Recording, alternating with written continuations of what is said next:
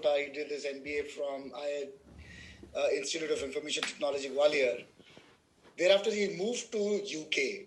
And where he moved to UK was in a very remote village where nobody had a clue, forget about Jain, but about vegetarian. And from that environment, roughly about 18 years ago, to today, Neeraj is now associated with a trust, working together to create funds, to create an institution there to promote Jainism. And he's very passionate. And from UK now, he's conducting classes and weekend or on a regular basis to people in India and telling them how to reinforce the values and knowledge of Jainism. So it's amazing to see that a person who moved into a very difficult environment, known vegetarian, to not only follow that for himself, but now he is doing that to a larger community in the UK and back here in India. So Neeraj, over to you to understand how do you manage this transformation and what is it that is driving you to be the driving force of Jain values in your life? Over to you, Neeraj. Neeraj, we have to unmute. Yeah. Okay. You're still muted. Now thank you Prashant ji, बहुत बहुत धन्यवाद और सभी को मेरा सादर जय जिनेंद्र। सबसे पहले तो मैं जैन इन्फॉर्म का बहुत बहुत धन्यवाद प्रेषित करता हूँ, इन्होंने मुझे यहाँ पर अपने विचार रखने के लिए आमंत्रित किया। और प्रशांत जी, मेरे पास कोई बहुत ज़्यादा नॉलेज नहीं है, मैंने तो जो थोड़ा बहुत जैन धर्म को समझा है उसका उपयोग करके मैं और मेरी छोटी सी फैमिली यूके में रहती है, मेरी पत्नी और 2 बच्चे, हम कोशिश कर रहे हैं कि उनको अपनी लाइफ में कैसे इम्प्लीमेंट करें और कैसे सीखें। तो मैं थोड़ा सा अपनी यूके की लाइफ के बारे में बताता हूँ, मेरी फैमिली की लाइफ के बारे में, और थोड़ा सा मैं बात करूँगा यंग जनरेशन के लिए और थोड़ा सा कोविड सिचुएशन के बारे में। तो जैसा आपने बोला, लगभग 18 साल पहले मैं और मेरी वाइफ दोनों यूके आए थे एक प्रोजेक्ट पर। तो हमारी इनिशियल पोस्टिंग लंदन से दूर एक छोटी सी जगह पे थी और वहाँ पर ना तो कोई जैन परिवार था और पूरे यूके में हमारे पास कोई रिलेटिव्स या कोई फैमिली सपोर्ट बिल्कुल नहीं था। लेकिन मैं इतना कहूँगा कि सौभाग्यवश हमारे पास हमारे पेरेंट्स की दी हुई जैन वैल्यूज़ थी, जो मैं रियलाइज़ करता हूँ कितनी इम्पोर्टेंट थी, और वही बात मैं आज की जनरेशन को भी कहना चाहता हूँ। और उसी की वजह से मैं कहूँगा कि इस वेस्टर्न वर्ल्ड में जहाँ पर एल्कोहलिज्म एंड नॉन वेज इतना ज़्यादा है, पर उससे हम दूर रह पाए और आज भी हम पूरे शाकाहारी होते हुए जैन धर्म को फॉलो कर पा रहे हैं। यहाँ के मुझे पता चला 18 साल पहले कि यूके की जो वेजिटेरियन सोसाइटी है उसने एल्कोहल, हनी और एग तीनों को सूटेबल फॉर वेजिटेरियन अप्रूव किया हुआ है। अपन इमेजिन भी नहीं कर सकते। तो जब भी आइटम पे लिखा होता था सूटेबल वेजिटेरियन, फर्स्ट इंस्टेंस में लगता था ठीक है शाकाहारी है, लेकिन जब उसका इंग्रेडिएंट देखा तो हमें पता चला कि नहीं, ये तो हमारे खाने लायक भी नहीं है। तो हमें 18 साल पहले ही इसका थोड़ा आइडिया हो गया था आने के बाद, जब तो इतना इंटरनेट भी नहीं था।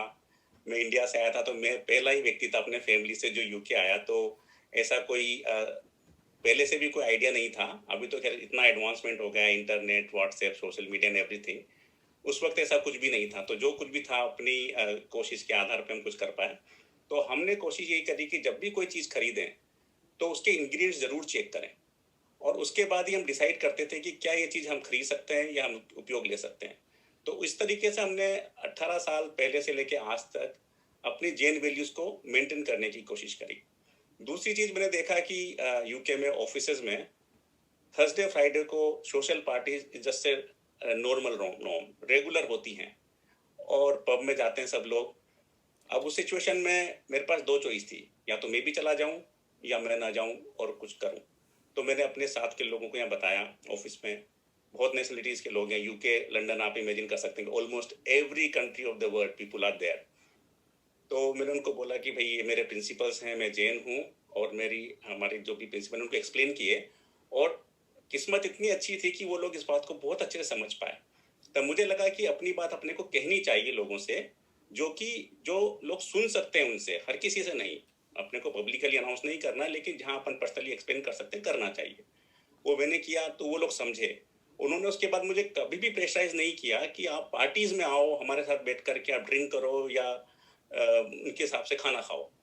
लेकिन फिर भी इतना अच्छा रहा कि मेरे साथ माहौल ऑफिस में बहुत ही सौहार्दपूर्ण और बहुत ही फ्रेंडली एनवायरनमेंट रहा सबके साथ और मैं अच्छे से काम कर पाया। अब 18 साल निकल गए, अब सब कुछ नॉर्मल लगता है। लेकिन मैंने उस वहीं पर ये भी देखा कि कई लोग जो रेगुलर वो पार्टीज अटेंड करते थे, वो लोग भी अच्छा रिलेशनशिप मेंटेन नहीं कर पाए। तो ये कोई ज़रूरी नहीं है कि आप किसी के साथ उनके हिसाब से खाओ पियो रहो तो ही आप अच्छा फ्रेंडशिप या रिलेशनशिप मेंटेन कर पाओगे। आप अपने अच्छे सिद्धांतों को फॉलो करोगे, दूसरों को समझाओगे अच्छी तरीके से, तो आप अपनी लाइफ को अच्छे से मेंटेन कर पाओगे। यहाँ रहते 18 साल हो गए, फिर हमारे 2 बच्चे भी हुए, अब दोनों बड़े हैं, सेकेंडरी स्कूल में पढ़ते हैं। तो हमने शुरू से यही करा कि जब हमारे पेरेंट्स ने हमको जैन धर्म सिखाया है, तो हमारी जिम्मेदारी बनती है कि हम अपने बच्चों को उसकी शिक्षा जरूर दें। तो हमने शुरू से इनको बेसिक सिखाए और वो दोनों अभी सेकेंडरी स्कूल में पढ़ते हैं और फॉर्चुनेटली इतना अच्छा रहा कि वो उन्होंने किसी दूसरे बच्चे को स्कूल में परेशान नहीं किया या किसी दूसरे बच्चे ने उनकी बुलिंग नहीं की।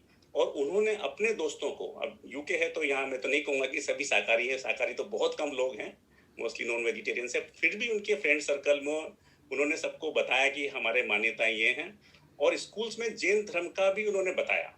तो यहाँ यूके में जैसे अभी बात है डाइवर्सिटी एंड इंक्लूजन की, तो यहाँ बहुत ज़्यादा इंपॉर्टेंस दी जाती है because of so many nationalities people are there.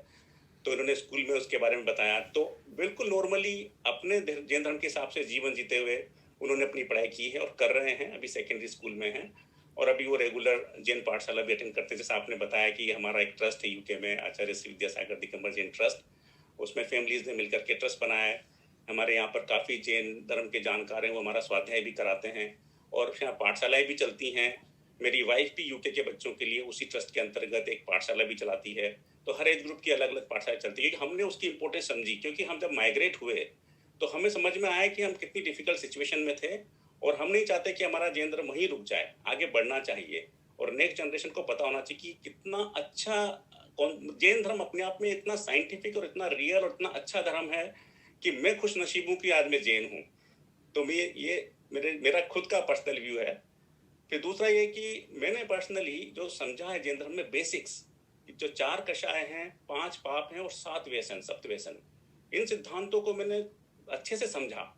और ये समझ के मैंने अपने परिवार, मेरी पत्नी और दोनों बच्चे, हम चारों ने इन तीनों को अवॉइड करते हुए और 10 लक्षण धर्म की पालन करने की पूरी कोशिश कर रहे हैं। हम मुनि तो नहीं है, कोशिश पूरा तो फॉलो नहीं कर पाएंगे, पर जितना भी ग्रस्त रहते हुए हम उसको फॉलो कर सकते हैं, उनको फॉलो करके एक सिंपल और मीनिंगफुल लाइफ को जीने का प्रयास कर रहे हैं। जैसा शुरू में विशाल जी ने बोला, अपरिग्रह, मिनिमलाइजेशन, वो सब कॉन्सेप्ट बहुत इंपॉर्टेंट हैं।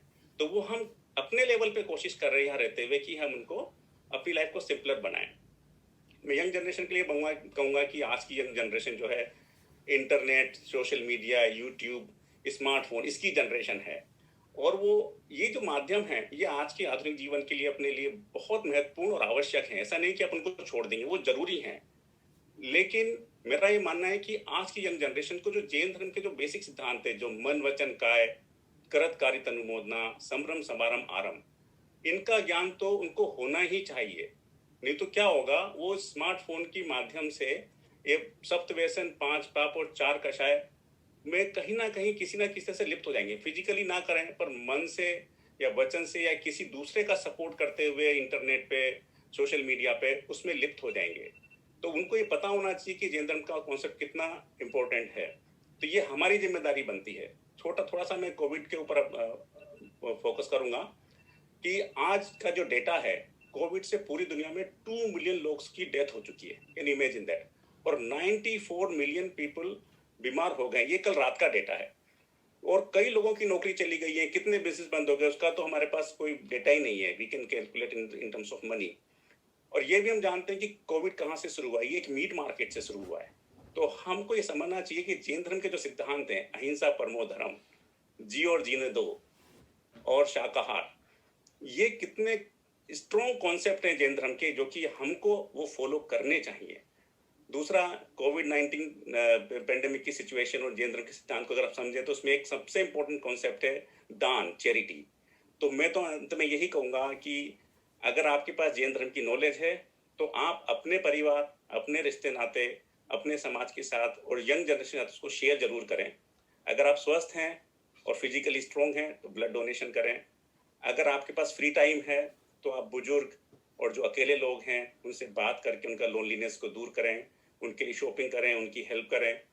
और अगर आपके पास थोड़ा स्पेयर मनी है तो आप उसको ज़रूरतमंदों के लिए फूड, मेडिसिन, ब्लैंकेट या फिर किसी चैरिटी में या किसी जैन मंदिर में ज़रूर दान दें। और ये दान जैन श्रावकों के 6 आवश्यक में से एक आवश्यक है, तो वो जैन धर्म के लिए भी बहुत ज़रूरी है। और आखिरी में सभी से मैं कहूँगा कि जब आप सुबह उठें तो अपने परिवार के जो भी सदस्य है, चाहे वो छोटा बच्चा हो, चाहे वो उम्र में आपसे बड़ा हो या छोटा हो, कोई भी हो, आप जय जिनेंद्र जरूर बोलें। जब आप सुबह उठ के अपने परिवार के सदस्यों को जय जिनेंद्र बोलेंगे तो आप दो प्रभाव देखेंगे अपने परिवार में। एक तो कम्युनिकेशन गैप बिल्कुल खत्म हो जाएगा, क्योंकि आपने उठते ही किसी से बात करी, वो भी अच्छी बात करी, जय जिनेंद्र बोला। और दूसरा, अपने पूरे परिवार का जो वातावरण है वो बहुत ही शांतिमय हो जाएगा। तो मैं अपनी बात को ही विराम दूंगा और मैं ये कहूँगा, अगर मेरी बात से किसी को ठेस पहुंची हो तो मैं क्षमा प्रार्थी, मुझे क्षमा करें। आप सबका बहुत बहुत धन्यवाद। जय Jinendra. Thank you, Naresh ji, Neeraj ji. Thank you so much.